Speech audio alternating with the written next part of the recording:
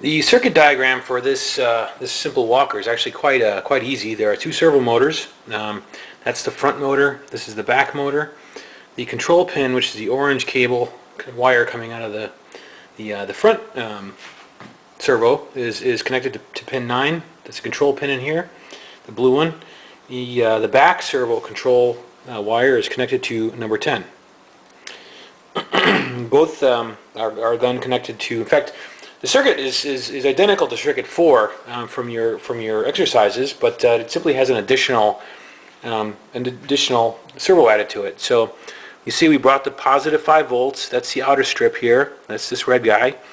Brought in the ground. That's the black wire. That's the second strip over here within the breadboard. And for then each of the servos, the brown wire, which is here, in this case, this black wire, is jumped to the ground. The red wire is, of course, the 5 volts. That's then jumped into 5 volts. You can see that here. And of course, then again, the control signal here is this orange cable. It's going to, in this case, pin 10. This is for the rear servo. Again, the same thing is the case for the front.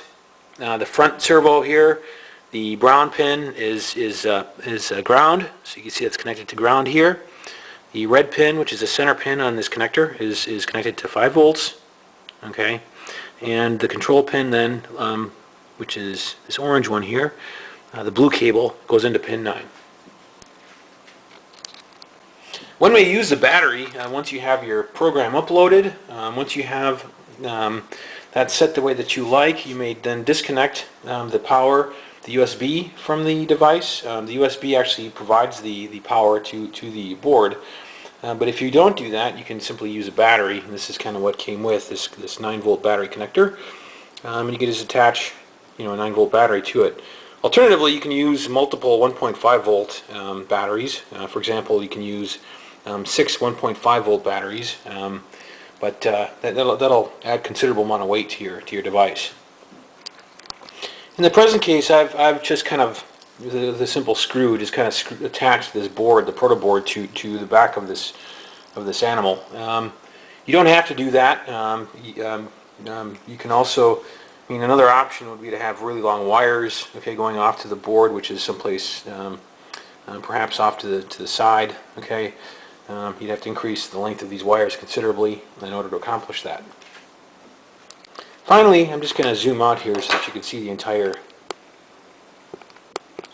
device. There it is in its glory. There's the front servo, back servo, red wire, it's positive 5 volts, brown wire is ground, orange cable is control. Again, this is to pin number 9 for the front servo, number 10 for the back servo. Again, red plus 5 volts, brown is ground, and orange is control wire. So that's all she takes.